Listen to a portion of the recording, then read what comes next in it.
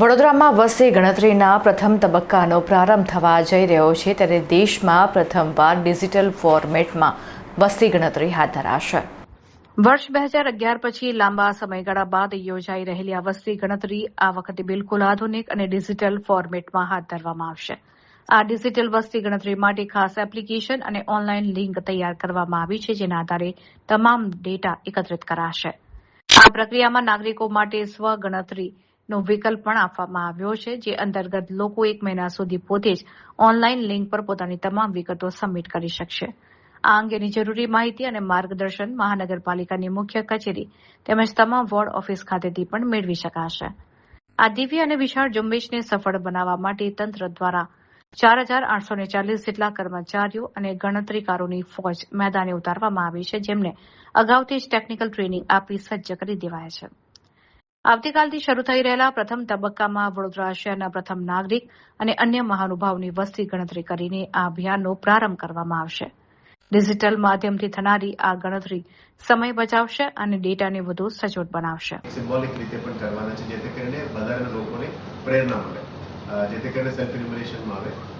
એ કદાચ થોડું ડિલે, જેથી કરીને જેનો ઉપયોગ કરીને ગવર્મેન્ટ આગામી સમયમાં વિવિધ નીતિઓ અને પોતાના એ નક્કી કરી શકે એ માટે ખૂબ આ જરૂરી છે. ખાસ કરીને થોડું હાલત કરવાના છે. 2011માં જે થયેલું ફિઝિકલ ઇન્યુમરેશન ફોર્મ દ્વારા કરવામાં આવ્યું છે. આ વખતે કમ્પ્લીટલી ડિજિટલ ફોર્મેટમાં ભારત સરકાર દ્વારા કરવામાં, જેમાં આ ડેટા લેવામાં આવશે. એટલે 1 મહિનાનું ઓલમોસ્ટ ટ્રેનિંગ પછી આ સમય છે. સ્વગણતરીનું કામ છે 17 મે થી 31 મે. સો સ્ટાર્ટિંગ ફ્રોમ યસ્ટરડે.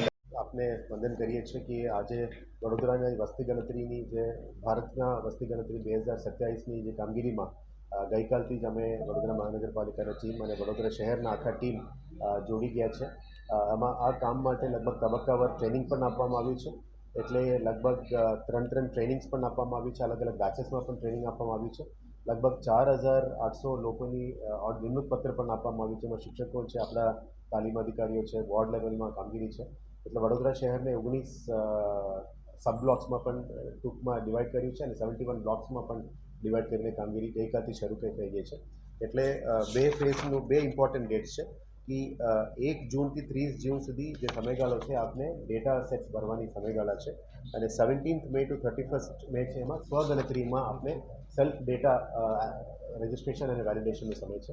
તમામ વડોદરામાં રહેતા નાગરિકોને વિનંતી છે કે આપના સેલ્ફ ડેટા વેલિડેશન અને સેલ્ફ એન્યુમરેશન અને સેલ્ફ ડેટા એન્ટ્રીમાં ખૂબ સહયોગ આપજો. તમામ લોકો આ વેબ બેઝ એપ્લિકેશન છે, મોબાઈલ બેઝ એપ્લિકેશન છે, ઓનલાઈન એપ્લિકેશન છે. એટલે ફિઝિકલ ફોર્મ્સ જે તે વખતે બુકલેટ ફોર્મમાં આવ્યું હતું એવા નથી. એટલે બધા ઓનલાઈન છે.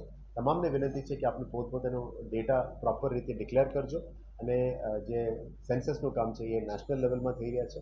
એટલે આપના જે ઓરિજિનલ સાચા ડેટા આપ આપશો તો એ અમારા તમામ સેન્સસ ક્રાઇટેરિયામાં પણ આવી જાય. આના આધારે ઘણું બધું રિપોર્ટ્સ અને ટેબલ્સ ટેબ્લેટ્સ બનાવવાના છે. તમામ વડોદરાવાસીઓને અમે હાથ જોડીને વિનંતી કરીએ છીએ કે આપને આ જે ટીમ કામગીરીમાં આવશે અને આપણા જોડે સંપર્ક કરશે તો મહેરબાની કરીને એમને સહયોગ આપજો.